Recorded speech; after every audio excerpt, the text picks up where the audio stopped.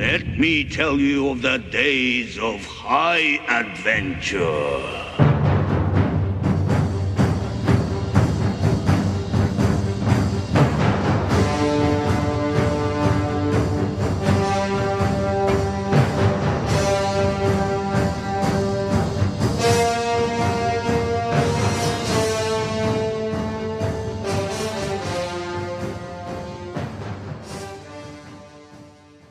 Hey there nation, welcome to the show where we help you to play miniatures wargaming on a budget.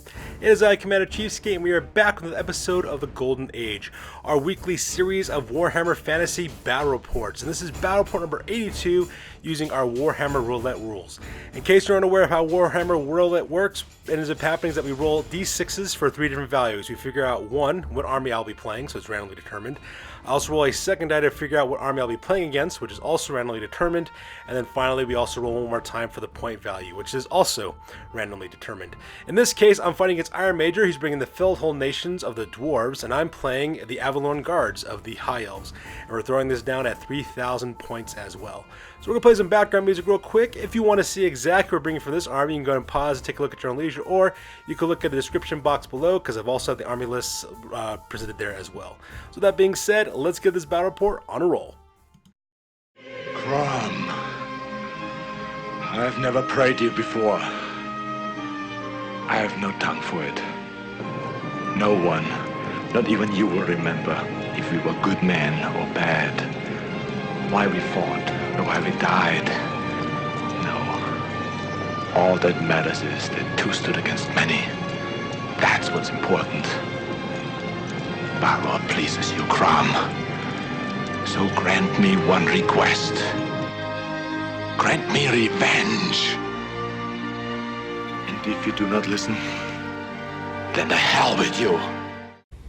Ladies and gentlemen, boys and girls, dying times here. Alright, so the scenario rules for this one is Battle Line. It is the most traditional style of Warhammer you will ever see on this channel. Basically standard deployment as well as standard victory conditions. It's our very scenario to play, and it's the one we feature the most on this channel. Alright, so with that over with, let's go and talk about the battle plan real fast. As you can see in this photo, I am playing the High Elves and I'm deployed on the far side of the table, while my other friend Iron Major will be playing the Dwarves. He's deployed on the near side of the table. And as you can see in this photo, my opponent, of course, is playing a Dwarf gun line, and he's kind of going with this kind of denied flank kind of deployment. So as you can see there, he's got kind of like this little wave of forces along the hill there on the bottom left-hand corner of the screen, which will make it very difficult for me to kind of crack. And the reason why is because anyone knows if you go up against a Dwarf gun line, the best thing to do is attack from the flanks, and the only flank that's really available is over there on the right-hand side with his crossbowmen for the most part. Other than that, I'm going to have to cross a field of fire and try to move as quickly as I possibly can without being shot at to pieces. So pretty much what my plan is to hopefully engage his forces on the right-hand flank with my huge unit of Silver Helms. I got 19 Silver Helms in that unit. My plan is to try to attack his archers and hopefully flank his unit of Dwarf Warriors there and try to break them as well. And while that's occurring, of course, do a coordinated strike against that huge horde of hammers by using my Phoenix Guard as well as my White Lions of Trace. Hopefully I can hold down one of his units with my Chariot. At the same time, suppress his shooting elements with my own bolt throwers as well as my archers as well. And that's pretty much the plan I'm kind of going with on this one.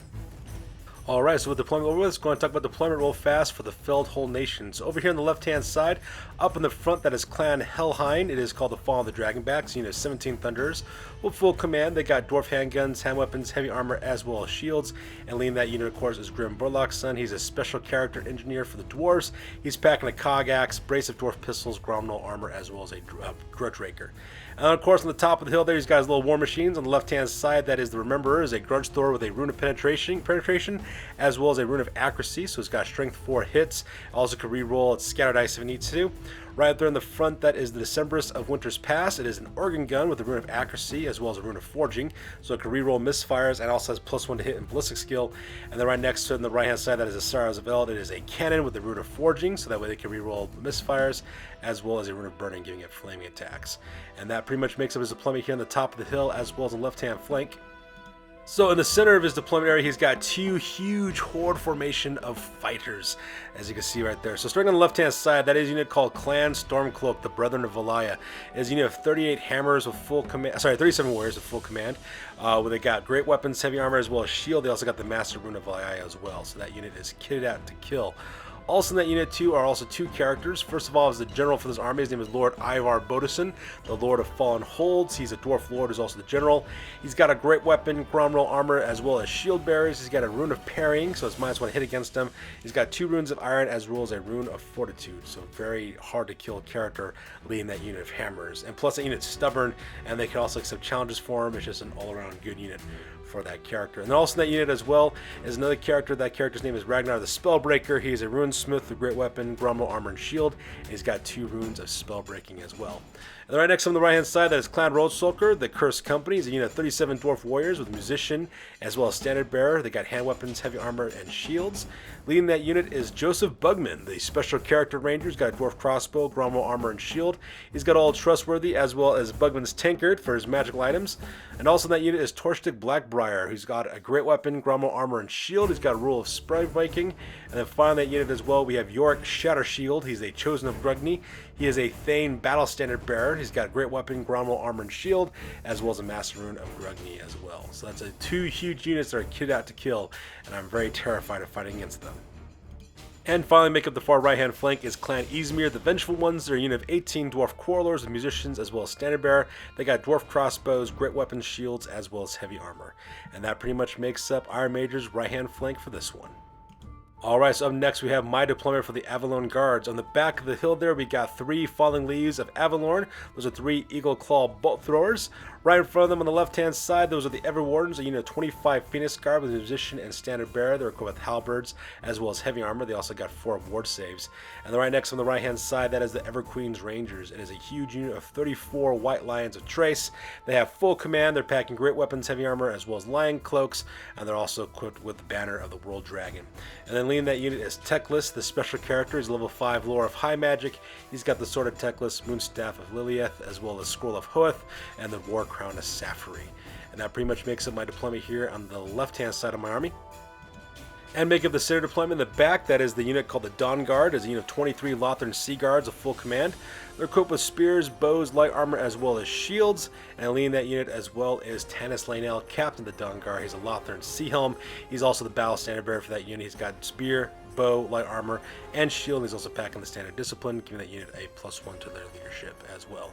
And then right there in the front, that is the Sunrunner, is a Tyrion chariot. They're equipped with spears, longbows, as well as elven steeds. And finally, making my far right-hand flank, we have the Silver Sentinels. It is a large unit of 19 Silver Helm Knights. They have full command, heavy weapons, lances, heavy armor, and shields, as well as elven steeds equipped with Ilthamar Barding. And leading them, of course, is my General Tyrion, the special character. He's the general of my army as well. He's packing Sunfang dragon armor of Aenarion, as well as the Heart of Avelorn. He's also riding Malhandir, his super horse, which is located right there in the middle of his army. And that pretty much makes up my deployment for this one. So with deployment over with, we go directly to the top of turn number 1, and my friend Iron Mage and I roll off for initiative to see who goes first. Alright, so that takes directly to the top of turn number 1, and I managed to get the initiative on this one, so I'll be going first. As you can see in this photo, I just start moving as quickly as I possibly can to start engaging my opponent as well.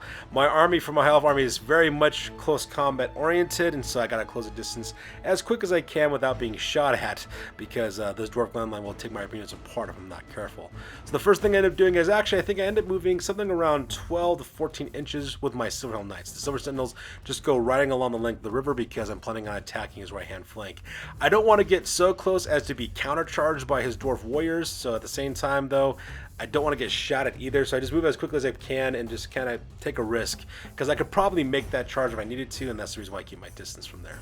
From there, I just basically march up my infantry forces, the Phoenix Guard, as well as my White Lions of Trace, so the Everwardens, as well as the Everqueen's Rangers. They march up, taking cover behind those woods. At the same time, move up the Sunrunner, my Tyrion chariot, to support their right-hand flank. And then, of course, my archers in the back for the Lothern Sea Guard. They just move their normal moon allowance so they can get closer and start engaging my opponent with their bows. And that pretty much makes the move phase on this one. So here's a close-up of my infantry forces as they move as quickly as they can across the battlefield, taking cover behind the trees so that way they don't get shot at by cannons and also won't have to worry about being hit too much by war machines. I got my Everqueen's Rangers on the right-hand side, my Everwarden's left-hand side, the Sunrunner behind them to the right, and then in the back, of course, I got my Dawn Guard as well. And that makes up the movement here on the left-hand side of the battlefield. And on the right-hand side of the battlefield, I got my huge unit of Silver Helm Knights riding as quickly as they can across the battlefield in order to engage my enemy. So with the move phase over with, we go directly to the magic phase. And in the magic phase, only magic cast one spell, which is Unarcane Unforging. I cast that on the standard bearer for the Stormcloaks is what I ended up doing for Clan Stormcloak on that one. The reason was because they got the Master Rune of Valaya on there. So because of that, once I popped that guy, I managed to kill him. I also got rid of that Master Rune as well. So now they no longer have 4-up dispels anymore. This to let you guys know, that was the very last spell I managed to get off. They managed to stop all my other spells before then. Just shows you how deadly these dwarves are at dispelling magical items, especially since I'm having Teclis cast my spells for me. So it tells you how strong their magic phase was in trying to stop my spells. So now that that Master Rune of Valaya is done, I'm going to have a much easier time of dispelling my opponent's getting my spells cast. So that's pretty much what I'm kind of focusing on that part. So with the magic phase over with, we go directly to the shooting phase. And in the shooting phase, I concentrate fire with my bolt throwers. The Falling Leaves of Avelorn open up directly onto the Sorrow of Eld. I have 2 of my bolt throwers going against that with a single shot. One of them managed to hit and cause enough wounds to destroy it, so that part was pretty awesome. My 3rd bolt thrower then fired at the Sorrows of Eld. The Decemberus, which was the organ gun, managed to hit that one as well as kill as well. So just like that, 2 of my opponent's war machines are now dead. So that's really important because those cruiser weapons are extremely deadly. I then concentrated fire with my archers from the Dawn Guard directly into the Clan Stormcloak. As you can see, they only managed to kill 1 guy when it's all said and done. So that tells you how tough these guys really are at standing against bow fire. So with the shooting phase over with, we skip the combat phase because nobody's engaged in close combat, and we go directly to the bottom turn number 1 for the dwarves. Alright, so that takes directly to the bottom turn number 1 for the dwarves, and this photo is taken after the move phase. As you can see in this photo, the dwarves do not move because why should they? The dwarves are playing a dwarf gunline army, so because they're not moving anywhere, they just kind of stay exactly where they're located at because that's what dwarves do best. So with the move phase over with, we go directly to the shooting phase because we skip magic because dwarves don't play with magic. And in the shooting phase, I got off extremely lucky as far as I'm concerned on that one. Once again, my opponent opens up fire first with the Remember, and the Remember actually kind of scattered really bad over to the right-hand corner. So of course he gets to re-roll his scatter dice because we're in accuracy and just kind of goes to the left-hand side and doesn't hit anything. So I got really lucky on that one. However, his gunmen from the Clan Helheim, the Fallen the Dragonbacks, they were able to kill kill 5 of my White Lions. So that part was pretty sad as well. But then again, I got a lot of White Lions in this unit, so hopefully enough of them will be able to make it to the enemy of line to do some really bad damage in close combat. And at the same time, Clan Ysmir opens with their crossbows directly into my Silver Sentinels, managed to kill off one of my Silver Helm Knights, which is pretty sad. But for the most part, though, got off really lucky on the shooting phase on that part. So because the shooting phase is over with, we skip the combat phase because nobody's engaged in close combat. We go directly to the top of turn number 2 for the High Elves. Alright, so that takes directly to the top of turn number 2, and this photo is taken after the move phase. As you can see in this photo, I just done brought it, is what I basically did. I decided to charge forward. First of all, I declared a charge with my Silver Sentinels, and I go tearing across the battlefield directly into Clan Roadstoker. My hope is that hopefully I can break that unit, and if I can break that unit and cause them to flee because they're so close to the table edge, I can then redirect my attacks directly to the flanks of that huge unit of Clan Stormcloak over there on the right-hand side. That's pretty much my hope on that one. Now, granted, I do open up my flank and my rear to the attacks from Clan Ysmir, but hopefully I can just destroy that unit and hopefully just get rid of it, and that'll be the last of my problems. At the same time, I also declare a charge on my Tyrion Chariot. The Sunrunner goes directly into the Clan Stormcloak, so that part was really cool. Unfortunately, I failed my other 2 charges. I declared a charge with the Phoenix Guard of the Everwarden to go directly into Clan Ysmir, into Clan Helheim, the Fallen the Dragonbacks. I failed it, just fell a couple of inches short of that. And same thing with my White Lions from the Everqueen's Rangers. I tried to declare a charge directly into Clan Stormcloak. Unfortunately for me, though, I just missed it by 3 inches, so they just kind of stumbled forward a couple inches forward as well. So that part was kind of regrettable. But at the same time, though, it is to be expected. So with the move, and then of course in the back there, my Lothern Sea Guard, they just kind of move up their normal moon allowance. That way they were then ranged to lend their support from the Battle Standard Bearer. And that pretty much makes it my move phase on this one. So here's a close-up of my Silver Sentinels charging directly into Clan Roadstoker, and to be perfectly honest, I'm really excited to see how that fight's going to go. I've always wanted to know what it would be like to run a huge unit of Silver Helm Knights, and I'm really excited to see exactly what it can do against a unit of Dwarven Infantry as well. At the same time, you can also see a close-up of the Sunrunner charging directly into Clan Stormcloak, and hopefully it can last a turn, but I really doubt it because, you know, it's just there just to act as a speed bump at this point. So that's what happened there. And here's a close-up of my 2 units marching forward. I thought I charged them last round. I actually was mistaken on that part. I didn't charge them. I only marched them forward is all I really did. So that's what they ended up doing, just marching them forward so that way they're within closer distance. So that way I can charge and hopefully destroy my opponents that way. And that pretty much makes the move phase with these 2. And then finally here is a close-up of my Dawn Guard moving up their normal middle allowance, so that way they can lend their support with his Battle Standard Bearer, as well as take some pot shots with their bows against the dwarves. So with the move phase over with, we go directly to the magic phase.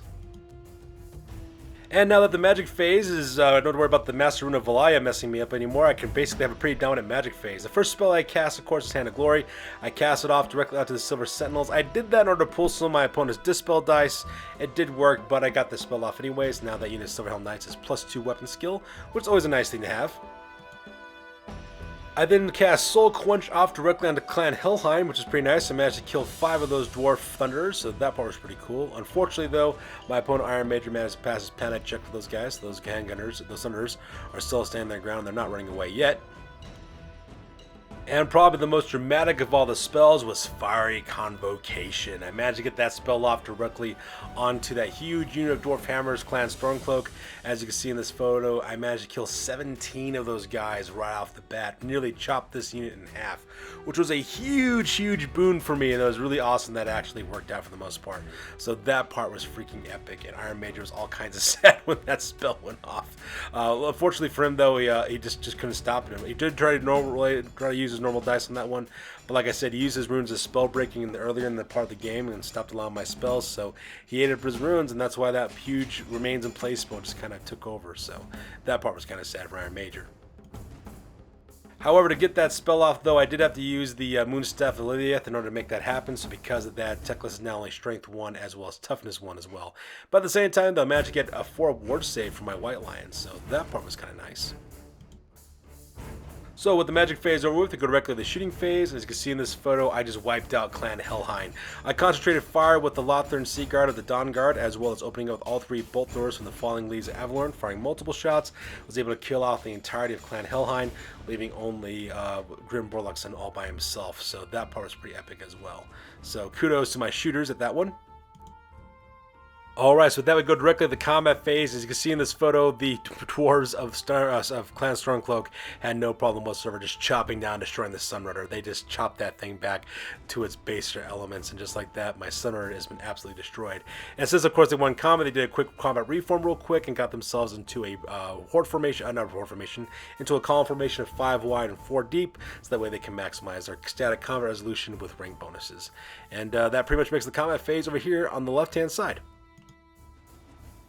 Alright, so for the rest of the combat phase, you can see in this photo, combat between the Silver Sentinels as well as Clan Roadsucker was actually insane. First of all, my opponent decides to declare a challenge with Joseph Bugman. So Joseph Bugman decides to declare a challenge. Of course, Tyrion accepts the call, and Tyrion, of course, has no problem killing Joseph Bugman outright. So that part was pretty epic as well. At the same time, after the combat was all said and done, I managed to kill, 3, 5, 9, 11. Managed to kill 11 members of Clan Roadsucker, which is really cool as well. And in return, they only able to kill one of my Silver Helm Knights, which is pretty awesome too. Unfortunate for me, though, these Dwarf Warriors do not fail their break test because these guys are dwarves and dwarves don't run, and so now I'm in a protracted combat for the another round, which is really bad for me because now all my High Elves are dropped down to Strength 3, except for Tyrion, and that's all kinds of bad for me. So with the combat phase over with, we go directly to the bottom of the turn for the Dwarves. Alright, so that takes directly to the bottom of turn number 2 for the Dwarves, and this photo is taken after the move phase. As you can see in this photo, the only thing that my buddy Iron Major did for the most part is that he charged forward. First of all, he charged forward with his Clan Stormcloak, that unit of 20 hammers that go directly into my Evergreen's Rangers, so that part's kind of crazy. At the same time, he also charges forward with Clan Izmir, the Vengeful Ones. And it was kind of a weird position for him to be in because he hit me right on the corner of the base of my movement trace. So according to the rules, you're supposed to wheel the shortest amount of distance to close the door.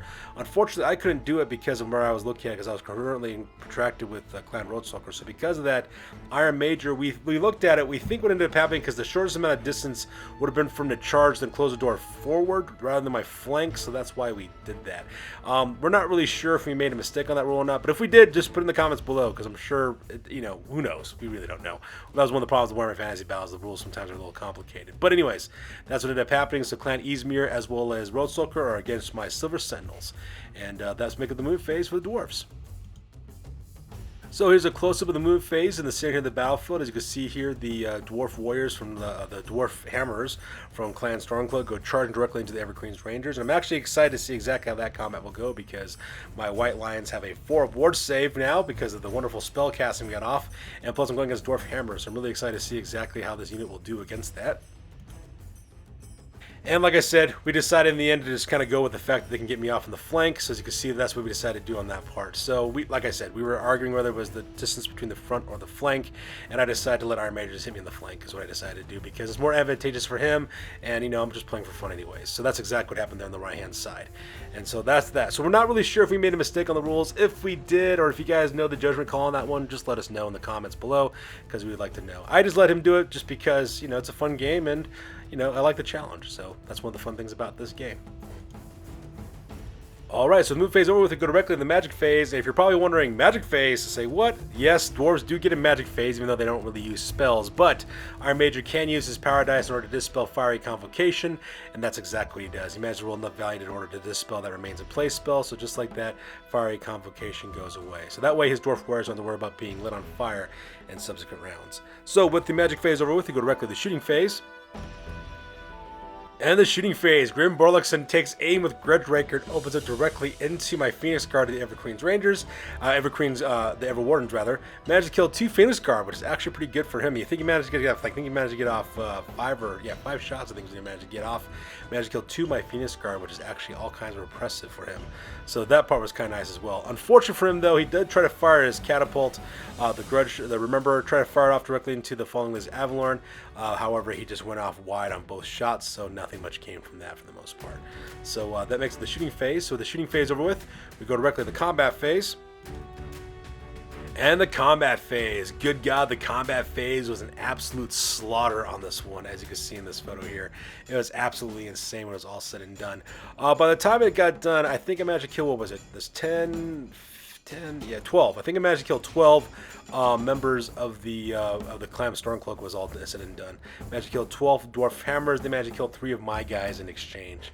So that part was absolutely insane as well. So that part was kind of cool making that happen. Unfortunately for my opponent though, he of course had to take a panic test, a break test, to see if his guys can make it or not. So of course he rolls 2d6. He rolls an 11 for the first time, and since he was in range of his battle standard bearer, he decides to roll again. Unfortunately for him though, he rolled a 12 on that one. So because of that, his dwarf warriors do break, and they decide to flee. Retreat! Retreat! Get the hell out of here!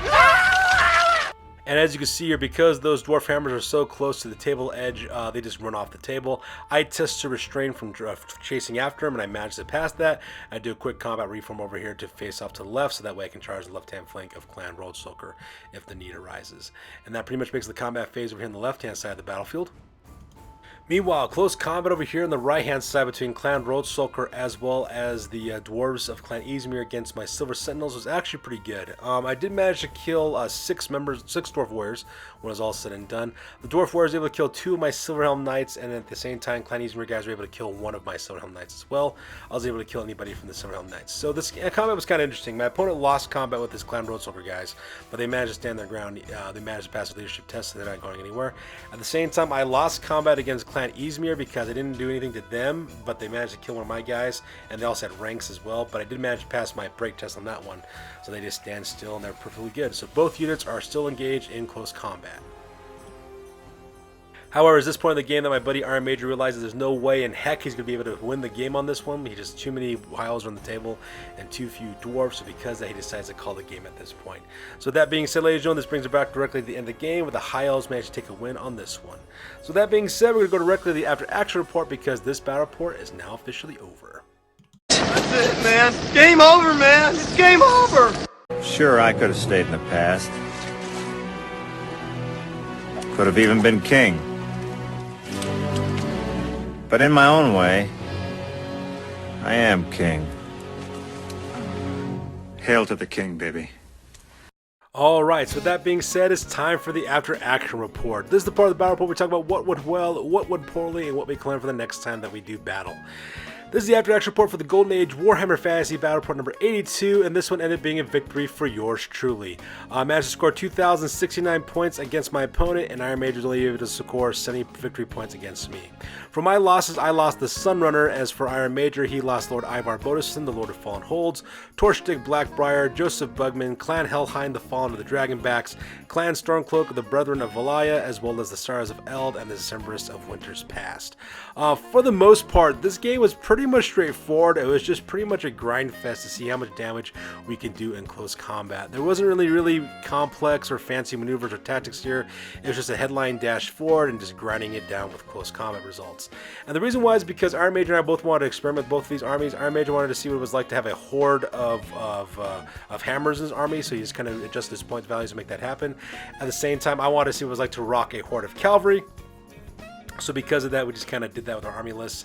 So the mainly kit out for close combat. It was kind of like, not as impressive as we thought it was, but in the end, it just ended up being a huge slugfest of close combat for the most part. And that's what it pretty much just kind of ended up being for the most part as well. And so, that's how it really was. It just a lot of grinding going on for the most part. And so, just like I said, I got pretty lucky on this one. I'm not going to say like it was anything because of skill for maneuvering or anything like that. Not much skill was involved in this battle report. It's more like lucky die rolling for the most part. It was just the amount of attacks we're putting out at each other and just trying to survive as long as we could in close combat. Like I said it before, it was just pretty much just a grind for that most part.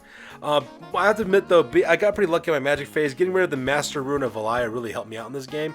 By getting rid of that 4-up Dispel roll that they get, it really allowed my magic to dominate for most of it as well. My opponent Iron Major was only having a +2 up to Dispel things, and so because that really allowed me to dominate the magic phase and get out spells I wanted to. The very first half of the magic phase and the first part of the battle report did not go my way at all. I lost actually my Walk Between Worlds spell as a result of that. He was able to shut it down, but once I got that Arcane Unforging spell off, I was able to pretty much dominate at that point as well. So even though this game was kind of interesting, it was still fun in the end. It was against an amazing opponent, and as always, I am looking forward to a rematch of fighting against Iron Major. So that's going to do it for this one, you guys. As always, please feel free to like, comment, and or subscribe. You guys' input is invaluable to us as always. Also check us out on Facebook, Instagram, as well as blogger.com for all the latest greatest hobby news on this channel. That's going to do it for this one, you guys. We'll catch you in the next one. Peace out and stay classy.